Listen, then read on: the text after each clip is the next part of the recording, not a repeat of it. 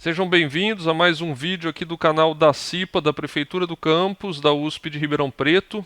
Dessa vez o entrevistado é o professor Dr. João Santana da Silva.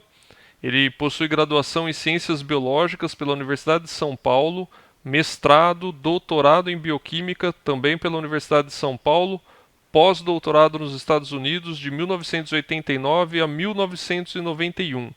Professor titular da Faculdade de Medicina da Universidade de São Paulo, pesquisador do CNPq, membro da Academia Brasileira de Ciências, coordenador do Programa de Imunologia Básica e Aplicada da Faculdade de Medicina de Ribeirão Preto, presidente da Comissão de Pós-Graduação, revisor de diversas revistas de circulação internacional, membro do corpo editorial do Brazilian Journal of Medical and Biological Research e Biomed Research International. Foi presidente da Sociedade Brasileira de Imunologia, coordenador da área de Ciências Biológicas 3 da CAPES, presidente da Fundação Instituto Polo Avançado em Saúde, ganhador do prêmio CAPES Elsevier em 2015. E a atuação principal é na linha de pesquisa sobre regulação da resposta imune, um assunto bastante importante. Vamos trazer aqui o professor.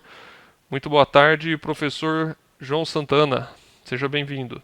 Boa tarde, Emerson. Prazer falar com vocês. Prazer é nosso, professor. Nós queríamos fazer algumas perguntas, né? Eu acho que tem muito a ver com a área de atuação aí do senhor, que é relacionado à imunidade, né, imunologia. Então, fizeram um roteirinho, a gente vai ler algumas perguntas que chegaram aqui para a gente. E se o senhor puder nos auxiliar tirando essas dúvidas a respeito da Covid, né, que está ainda, infelizmente, muito em alta, né, no Brasil. O pessoal pergunta o seguinte: os meios de transmissão mais comum da Covid-19? Infelizmente, a Covid está em alta. Não é só no Brasil, né? É no mundo inteiro. E eu acho que eu tenho conversado bastante com o pessoal, o Emerson, e a gente precisa entender uma coisa. A Covid é causada por um vírus, o coronavírus, e ele é um vírus respiratório. Então, diferente de dengue, por exemplo, que a gente pega lá com a picada no mosquito, esse aí é um vírus respiratório, tipo gripe.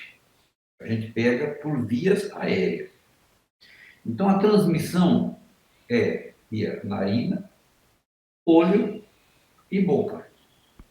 Então, como que é a transmissão? A transmissão é feita pelo ar. Como que é feita a transmissão? Então, contato de pessoas. Se uma pessoa respirando, ela exala milhões, bilhões de partículas virais na respiração. Quando espirra, aquelas gotículas cheias de vírus. Então, como que é feita a transmissão? É a gente respirando essas partículas infectadas, cheias de vírus. Ou levando a boca, por exemplo, como vai fulano de tal? A mão dele está suja, eu passo na boca, no olho e tal. Então, a transmissão é via aérea. Por isso que a gente deve usar máscara. Então, eu, por exemplo, teria dificuldade agora de me contaminar, mesmo que a minha mão estivesse contaminada. Então, eu tenho aqui do meu lado o meu álcool gel, tenho aqui do lado o meu álcool 70. Então, se entrar aqui um estudante, que é proibido entrar aqui na minha sala, e na antessala, se eles entrarem aqui, eu ponho para fora e imediatamente eu vou lá na maçaneta, passo o álcool para tal. Então, eu tenho que me precaver, porque esse é um vírus respiratório. Respiratório. O senhor já até respondeu a segunda pergunta, mas eu vou fazer assim mesmo, porque essa pergunta surgiu porque ocorreram em alguns locais, né, infecção no trabalho de pessoas por Covid, ou a pessoa, né, foi infectada até antes tal, e passou para outras pessoas. E aí ficou a dúvida se o uso de máscara no ambiente de trabalho realmente previne a infecção, porque teve locais, por exemplo, que 5, 6 pessoas da mesma sessão pegaram. E aí ficou essa dúvida. O pessoal, poxa, mas se o pessoal tá usando máscara, não tá, como é que isso daí pegou? Então a máscara no ambiente de trabalho faz diferença? Faz toda a diferença. É absolutamente necessário, nessa época, usar máscara no ambiente de trabalho.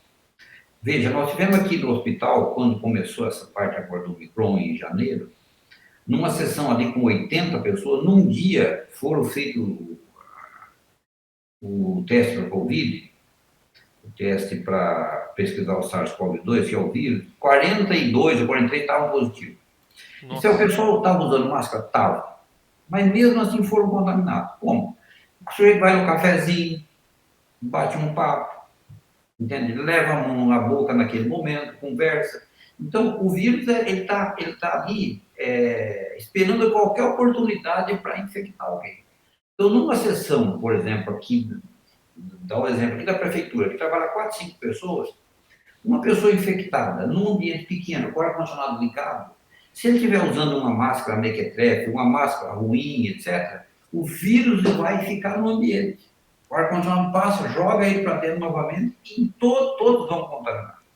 Ou, alternativamente, se você usa numa sessão, uma caneta, aí eu uso a mesma caneta e aí eu ponho a mão na boca, entende? Então, a chance de contaminar é muito grande. Se você usa máscara, você evita botar a mão na boca. E a gente tem que estar sempre imaginando que aquele amigo nosso está contaminado. Então, por isso que a gente tem que manter uma certa distância e ter, as armas nossas de defesa. Então, se eu falo com alguém, eu trato de lavar a mão, de passar álcool gel na mão, assim por diante. Então, há possibilidade de contaminar no trabalho? Há enorme possibilidade. Pode se evitar? Pode. Como? Usando máscara e essas maneiras de controlar o vírus. Bacana, bacana.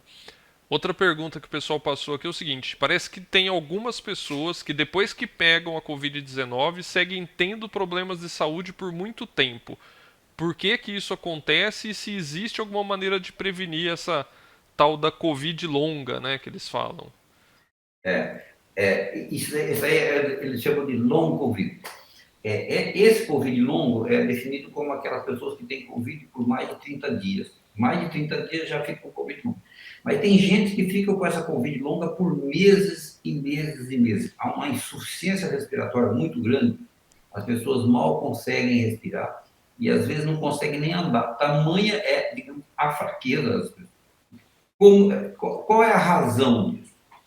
Nós sabemos que é uma deficiência respiratória muito grande, mas não tem, e tem muitas outras, no Covid, que pode ser problema cardíaco, problema muscular, respiratório, renal, cerebral, né? Problema psicológico. Então, há uma quantidade enorme, digamos assim, de efeitos colaterais, né? Que ficam depois da Covid. E tem esse Covid longo que o sujeito não consegue curar. Ele fica com uma névoa. É como se ele tivesse uma névoa no cérebro, ele não consegue raciocinar direito também. Então, tem todos esses sinais. Então, qual é a razão? Não sei. Nós não sabemos. Isso aí tem uma discussão grande. Tem uma série de fatores que afetam isso, uma resposta autoimune muito grande contra o vírus. Então, tem muitas explicações. Quando tem muita explicação, é porque a gente não sabe a razão. Então, daí a gente tem uma conclusão única, viu, Emerson? O bom Uhum, é evitar. Então, se você perfeito. evita ter Covid, é bom. Então, o pessoal fala, mas eu sou forte e tal, não sei o quê. Tem um problema cardíaco. Muitos desses atletas de alto rendimento têm problema cardíaco depois. Então, o que a gente deve fazer? Evitar. A gente sabe como evitar? Sabe. Então, é melhor ficar por aí. E, eu, infelizmente, eu não sei dar essa resposta, mas são múltiplas as explicações e nenhuma delas é convincente. Hoje nós não sabemos por que algumas pessoas têm esse long Covid e outros não. Uhum. E também, assim, como a gente ainda não sabe isso, né, tá em pesquisa, também a gente não sabe o que fazer para evitar isso caso contraia. Exatamente. Não tem ainda o que fazer, né? E Tá o que tem que certo. fazer é evitar o Covid. Evitar pegar. Perfeito. Tem algumas perguntas aqui, assim, que são bem simples, mas a gente vai fazer porque para algumas pessoas ainda precisa de esclarecimento, tá? Por exemplo, quanto às vacinas disponíveis no Brasil hoje, o senhor entende que qualquer vacina tem uma boa eficácia na prevenção da doença? Tem, com certeza. Essas vacinas que estão por aí, elas, do meu ponto de vista, nós temos até trabalhado um pouco com isso, todas as vacinas têm uma alta eficiência, digamos assim. Se você tomar a primeira dose, a segunda dose, depois a dose de reforço, a possibilidade de ter uma doença severa é muito menor. Basta você ver agora, pouquíssimos dias, nós estávamos falando aqui no HC, de todos os pacientes internados, somente 10% daqueles pacientes tinham tomado 2 doses de vacina. O resto estava com quantidade incompleta de vacina. Ou não tomaram, ou tomaram na hora errada, mas nem tinha terceira dose, 90%. Então, você vê, qual vacina tomou, não importa. Pode ser Coronavac, pode ser Pfizer, etc. Se o indivíduo tomou a vacina, ele está, digamos assim, protegido de ir para o hospital, mas não é protegido de ter a infecção. Então, continua as mesmas regras. Máscara, lavar a mão, etc. Então, a pergunta sua sobre a vacina, elas são eficientes para evitar a internação, mas não é eficiente para bloquear a transmissão. Tem uma pergunta aqui que eu acho assim, não é nem para listar, porque deve ter bastante coisa aí, mas eles perguntam se a Faculdade de Medicina de Ribeirão Preto está realizando pesquisas ou estudos sobre a Covid-19. A resposta é sim. Tem vários protótipos, digamos assim, de vacina, e alguns mais adiantados, outros menos adiantados. Nós aqui, por exemplo, nós temos colaboração com vários grupos, e só para citar a nossa parte aqui. Dentre essas, nós temos uma colaboração com o pessoal de Belo Horizonte, e que tem uma vacina já formulada, já colocada dentro do frasquinho, e que nós sabemos que funciona muito bem em camundongo, funciona muito bem em hamster, protege todos os animais. Então, essa nós já sabemos tudo. Não tem nesses animais efeito colateral, nós estamos esperando agora para fazer fase 1 e fase 2 clínica. Uhum. Tem outras vacinas que nós estamos trabalhando com outras pessoas que também são eficientes e que estão em fase mais adiantada ou menos adiantada. Tem outras vacinas de outros colegas aqui da faculdade que também estão nessa fase. Veja, se nós tivermos o azar de precisarmos ter vacina mais de uma vez, mais de 2 ou 3, como nós devemos ter vacina anualmente, o Brasil tem, não só aqui na Faculdade de Medicina, mas em vários outros locais, uma quantidade de bons protótipos que poderão vir no futuro. Se tiver um investimento de indústria farmacêutica ou do próprio governo, nós não vamos precisar comprar essa vacina. Nós teremos vacina de qualidade à altura das vacinas que a gente compra pagando uma nota por ela. Fabricada totalmente aqui, sem depender daquele tal do IFA, nada disso. Tudo brasileiro, tudo brasileiro. Maravilha, ótima notícia, ótima notícia. Falando sobre vacina, o senhor comentou, né, que hoje nós estamos tomando 3 doses, né, anuais, vamos dizer assim, né, nesse primeiro ano, pelo menos. Uma das perguntas é exatamente essa, se o senhor acha que a vacinação, não sei se já tem essa informação também ou não, se a vacinação vai ser igual a da gripe, que é anual, e se for anual, também se vai ter várias doses, ou se vão conseguir talvez uma outra vacina com uma dose única, como é da gripe? Ou ainda é cedo para... eu acho que esse é um assunto que, para quem você perguntar, a resposta pode ser diferente, porque as ideias... Veja, o pessoal fala, põe aí na televisão, fulano de tal que é especialista nisso. E não tem ninguém especialista nisso, começou há 2 anos, então o pessoal está de erros e acertos. Então, aquilo que se falava há 2 anos, hoje já é uma inverdade, não é bem aquilo. Lembra quando saiu a vacina? Nós vamos tomar vacina, dá 90% de proteção, pronto, acabou e tal. Nós mesmo publicamos um trabalho em que nós vimos que 33 pessoas no hospital, enfermeiras, mais o pessoal que enfrenta o Covid todo dia, lá paciente, eles foram reinfectados. Esses 33 foram reinfectados e muitos deles tiveram uma terceira infecção. Então, veja, a doença per si não induz uma resposta protetora. A vacina induz uma resposta protetora melhor, mas o vírus está continuamente se modificando. No início, a gente mostrou, o pessoal, os cientistas mostraram que a replicação viral, as mutações que aconteciam eram corrigidas. Então, digamos assim, era um vírus com poucas mutações, diferente do influenza, que tem muitas mutações e a gente precisa tomar todo ano. Então, a ideia naquela época era a seguinte, olha, uma dose vai ser resolvida. Pois não, não, 2 doses resolve. Bom, vamos pegar uma terceira dose, porque tem uma outra variante. E tem país que já está dando a quarta dose.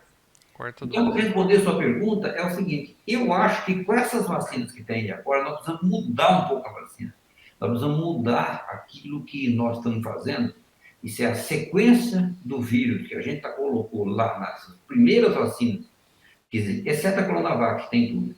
Mas aquelas lá, a gente vai ter que mudar. As indústrias farmacêuticas vão ter que andar um pouco para frente, para predizer as variações em que o vírus vai ter, ou pelo menos que englobe as variações que o vírus já teve, que são essas alfa, delta, omicron, etc., para colocar na vacina essas variáveis para novas vacinações. Isso é para quem já teve 3 doses, mas não precisa uma quarta dose, uma quinta dose, sempre a mesma coisa. Evidente que essas doses ela aumentam um pouco a imunidade do indivíduo, mas não quer dizer que ela vai cobrir tudo. É melhor que seja uma vacina agora, que a gente melhore a vacina. Uhum. Eu não estou dizendo que eu sou contra a vacina, muito pelo contrário, eu sou a favor. Mas eu acho que a indústria agora tem que pensar em melhorar isso. Vai evoluir, né? Vai evoluir com o tempo. Exatamente, a palavra é essa, evoluir. Bacana, bacana. Uma pergunta só, aproveitando que o senhor comentou assim, nós estamos trabalhando, né, com acerto e erro, mas até para tranquilizar, porque tem muita pessoa que não toma vacina porque acha que vai dar um efeito colateral grave, alguma coisa assim. A vacina em si, independente da pesquisa, né, que está sempre acontecendo e evoluindo, ela pode ser considerada segura hoje, Completamente. completamente segura. Completamente. Veja, tem gente que fala isso, eu até tenho algumas pessoas que eu discuto pouco, eu não fico discutindo muito, porque não perco muito tempo com essas bobagens. Mas já foram dados mais de 10 bilhões de doses. Note bem, 10 bilhões, não foram 10, 10 bilhões. Não tem um único efeito colateral mal demonstrado com essas 10 bilhões de doses. Então, tem sempre aquele jeito de falar, mas meu cunhado tomou e depois ele caiu da escada e morreu. Tudo bem, não tem nada a ver. Muita gente falece depois da vacina, mas não tem nada a ver com a vacina. Isso é um ou outro. Então, a resposta é o seguinte: precisa tomar vacina. Os efeitos colaterais são praticamente inexistentes. O cara fala, tomei a vacina, mas fiquei com dor no braço. Eu tomei a vacina, quando tomei a terceira dose, me deu dor no braço. Fiquei um dia com o braço que eu não podia dormir em cima do braço. Tudo bem, no outro dia eu já dormi tranquilo. E pronto, a minha quantidade de anticorpo neutralizante era quase zero. Quando eu tomei, foi lá para cima. Então, os benefícios são muito maiores do que essa dorziquinha no braço que eu tive. Então, fica com essa nhenhenhé, sabe? Essa conversa de BBB, sabe? Isso é bobagem. Perfeito. Uma outra pergunta. Muita gente diz que não adianta se prevenir. Eu acho um absurdo, mas né, quero a opinião do senhor, do doutor. Muita gente diz que não adianta se prevenir muito porque a variante Omicron vai contaminar todo mundo. O que o senhor Não, fala bobagem. disso? Isso é bobagem. Isso é. A variante Ômicron é pesada. Isso é. Não abuse. Então, se você não, se você ficar se prevenir, usar máscara, aquelas coisas que nós já sabemos que nós fazemos, o sujeito não vai se contaminar com ela. Agora, você vai ontem, não, sexta-feira eu passei aqui no boteco, aqui perto da minha casa, aqui na Monte Alegre, eu acho que tinha umas 200 pessoas no único boteco. Isso é todo mundo bebendo, comendo, falando, o estudante chegando, abraçando e tal. Aquilo é uma maravilha para o vírus. Então, não tem como evitar. É evidente que tem, não é daquela forma. Você fala, mas eu vou levar a vida sempre em casa e tal. Não é isso. Se você pode até sair, até no boteco, no ar livre, etc. Evitar ficar lá muito tempo, evitar ficar com as pessoas que você não conhece, que levam a sua vida meio torta por aí. Então, eu acho que é muito possível que as pessoas não se contaminem. Note, aqui no laboratório, nós somos 27, 28 pessoas, um pouco variável. No ano passado, não tivemos nenhuma pessoa contaminou. Esse ano, nós já tivemos 3 casos de infecção. A gente faz um exame toda segunda-feira. Olha aí. Então, nessa segunda-feira, a gente pegou 3 estudantes infectados. Ninguém sabe, eu não sei o que eu fiz e tal. A gente tem uma certa responsabilidade aqui no trabalho, um com o outro. né? Eu tenho responsabilidade pelos estudantes e eles têm por mim, porque a gente não quer contaminação aqui dentro. Mas então é o seguinte: muita gente até se infecta e não sabe muito bem como, mas é porque faltou cuidado. Em Então, algum não é momento todo mundo que vai faltou. se infectar, não. Você vê de 28 que nós temos aqui, eu acho que tem uns 3 ou 4 que foram infectados, o resto não foi e não será. O senhor falou uma coisa importante que faz parte da próxima pergunta aqui. O pessoal pergunta o seguinte: qual a importância da testagem em massa da população? E se seria importante as empresas fazerem a testagem em seus funcionários? Veja, o que a gente fez aqui no começo do ano? Nós passamos a testar todo mundo a segunda-feira. Dessa forma, nós pegamos 3 pessoas infectadas. Um deles era uma estudante, ela chegou para trabalhar no dia, o primeiro dia de serviço dela, era na segunda-feira, ela já foi testada, já deu positivo. Nós já mandamos ela embora. Então, qual é a importância nesse caso? Olha, se o sujeito, se a gente pega um indivíduo infectado, como o caso dessa estudante, a gente manda ela embora, 7 dias depois ela repete, 7 dias depois ela repete, assim vai. Assim que negativar, ela pode voltar para o trabalho. Então, a gente evita que aqui no trabalho tenha alguém infectado e que E não transmita para saiba. outro. Então, é importante que você faça isso. É um teste razoavelmente caro. Esse teste que só vê antígeno aí, que tem na farmácia, talvez não seja tão caro. Nós fazemos PCR e detecta o vírus mesmo.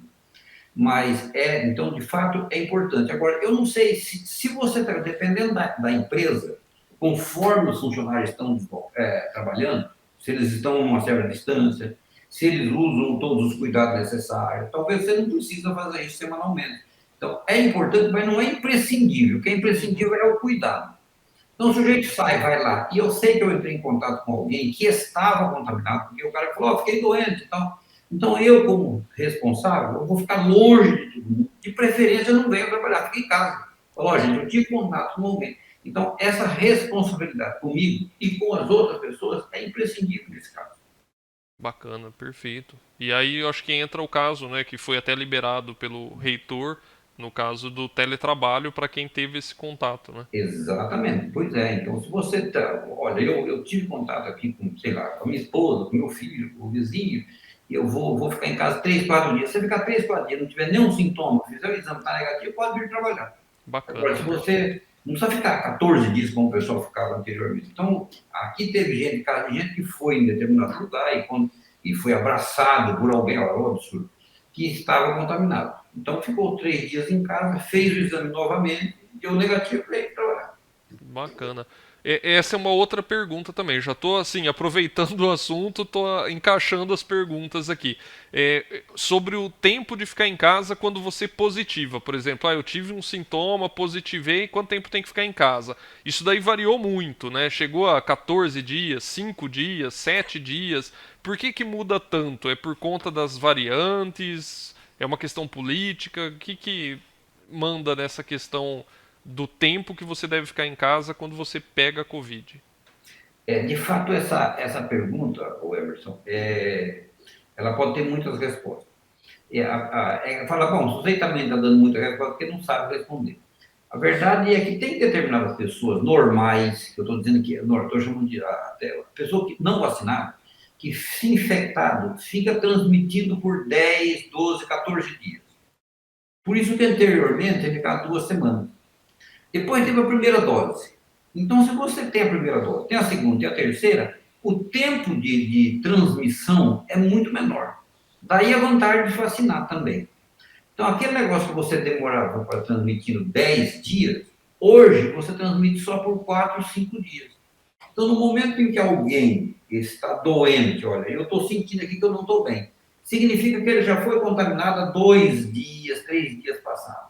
Se você pegar esses 3 dias, mais uns 4 ou 5 dias, ele já não está mais transmitindo. Então, se eu fui vacinado e não estiver com sintoma, com 5 dias você pode voltar ao trabalho. Como nós Bacana. fazemos aqui? Nós refazemos o teste, entende? Para ter certeza que ele não está contaminado.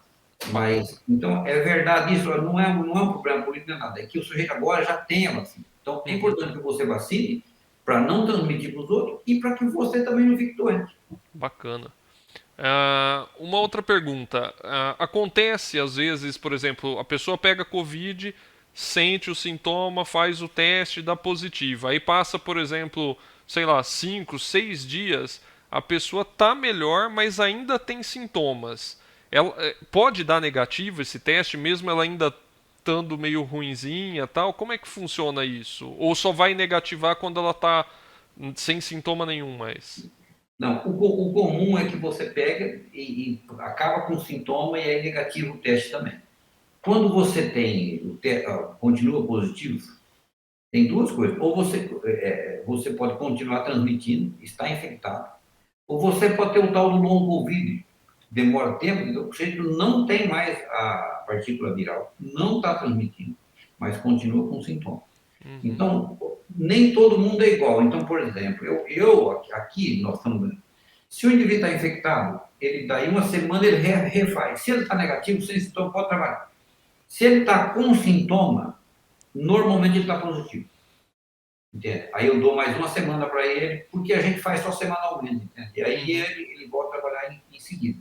Então, o normal é que as pessoas, a grande esmagadora maioria das pessoas, ficam sem sintomas 10 dias no máximo depois e sem as partículas virais, sem possibilidade de transmitir.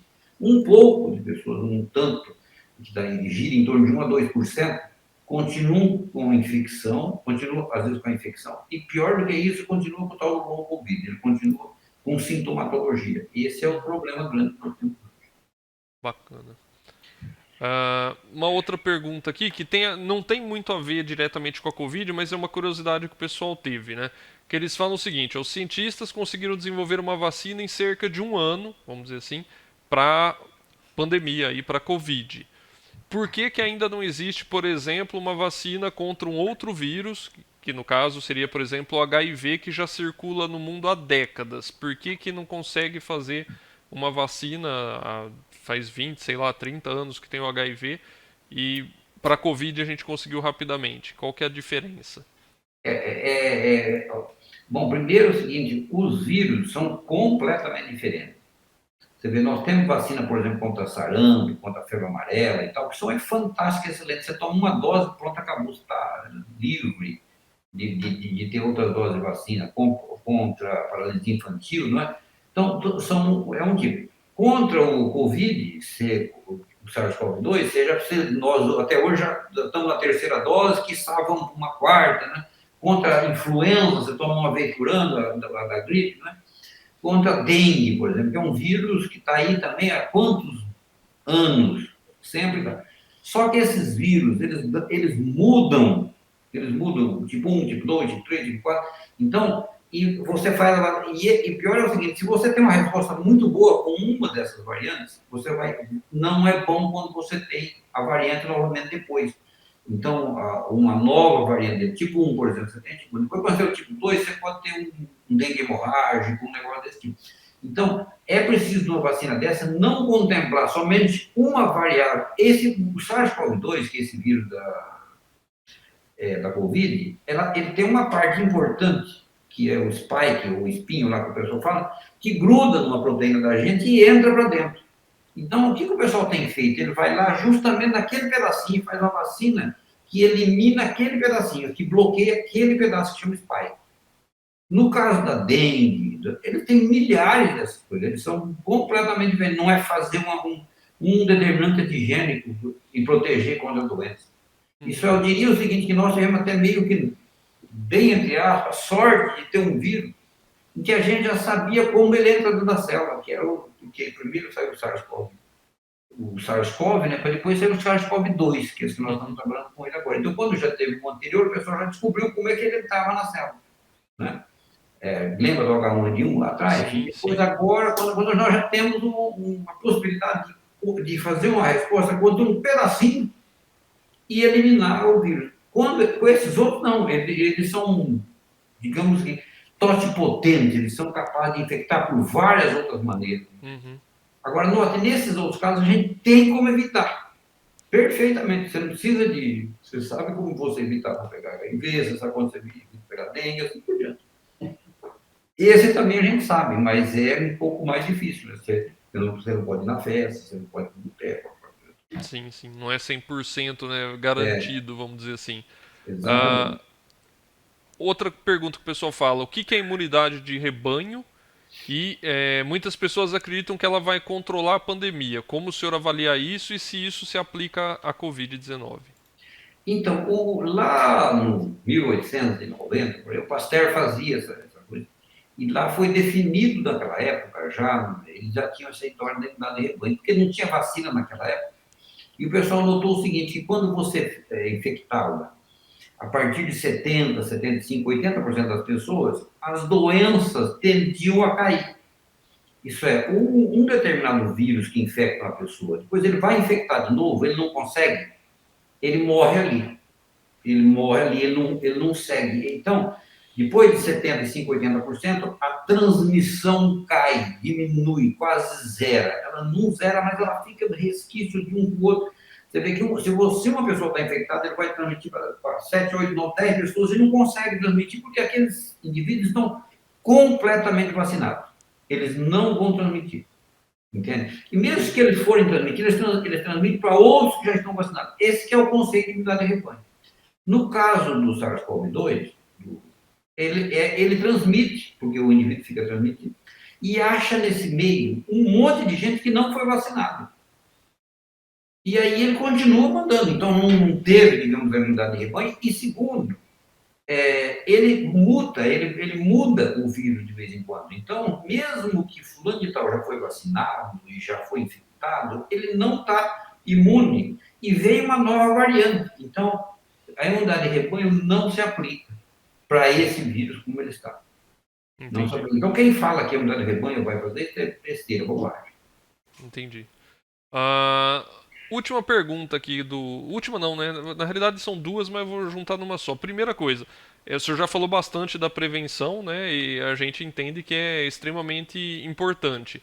Mas, assim, o senhor tem alguma sugestão? O que pode ser feito, por exemplo, para que os funcionários se conscientizem, cumpram os protocolos dentro da universidade? Porque a gente ainda vê, né, saindo aí, fazendo atendimento e tal, você vê alguns casos, pessoal, às vezes com a máscara, né, para baixo do nariz, ou então andando fora dos prédios sem máscara tal. Só conscientizar, não tem mais o que fazer, né? Na parte, assim, digamos, administrativa, eu não sei exatamente o que fazer isso. A gente tem que incentivar as pessoas a usarem máscara.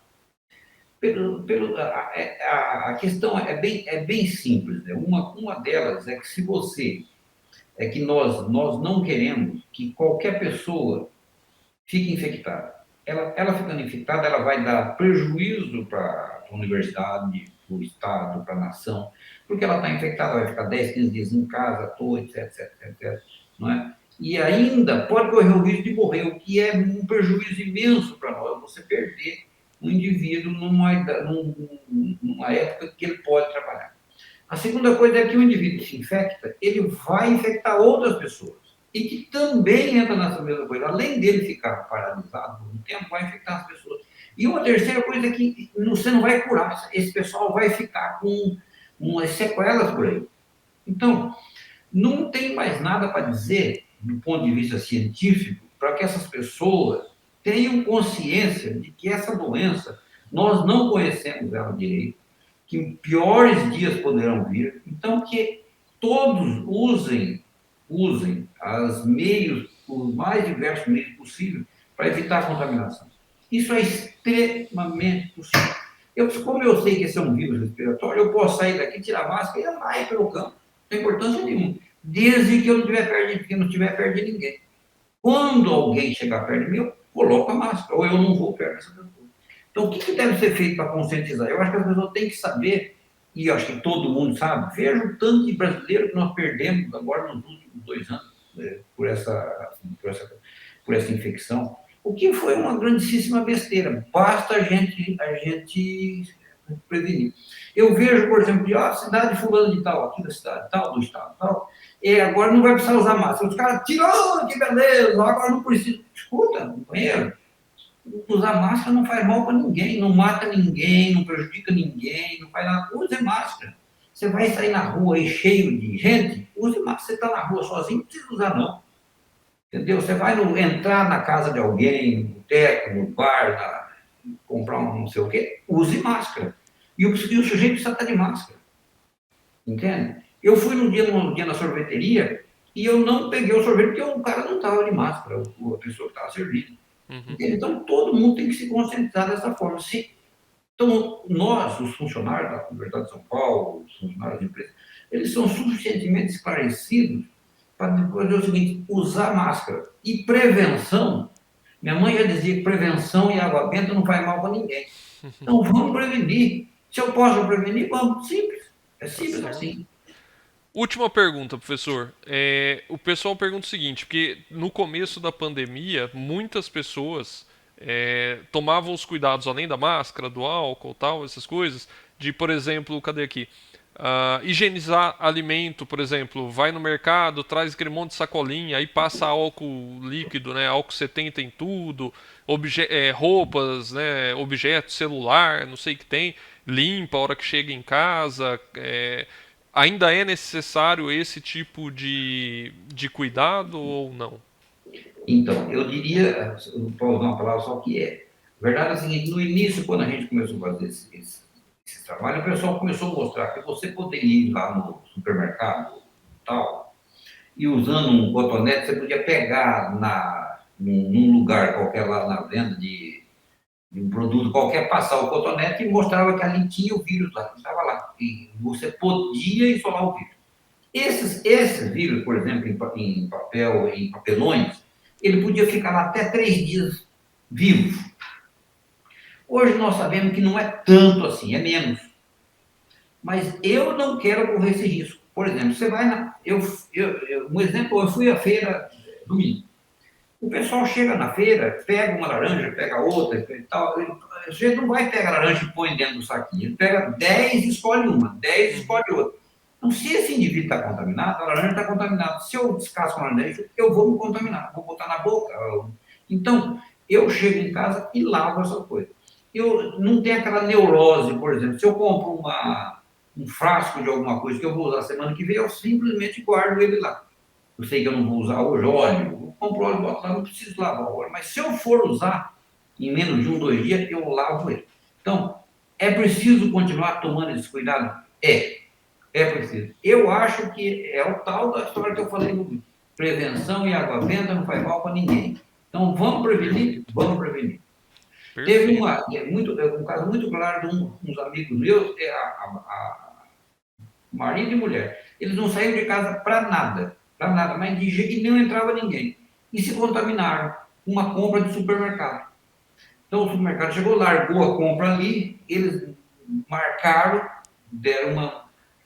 Se infectaram. Então, para que você vai abusar? Melhor não abusar. Maravilha. Professor, queria agradecer, assim, em nome da CIPA, da Prefeitura do Campus, pela sua disponibilidade. Eu acho que, assim, foram explicações excelentes para quem está se cuidando, para quem não está se cuidando, começar a se cuidar agora, né? Já está atrasado, né? Já devia estar se cuidando faz tempo, mas eu acho que as explicações foram, assim, fantásticas, de uma maneira simples, que dá para todo mundo entender. E gostaria, assim, de agradecer bastante por sua disponibilidade. Eu que agradeço. Boa tarde para você. Tá joia, boa tarde. Só um Então, minutinho que eu já falo com o senhor aí. E para o pessoal aqui da CIPA, fiquem ligados aí no nosso canal, não esqueçam de se inscrever, né? Acionar as notificações que a gente está com frequência lançando vários vídeos aí sobre conscientização de vários assuntos diferentes que podem ser importantes aí para você e para sua família. Obrigado a todos e até o próximo vídeo.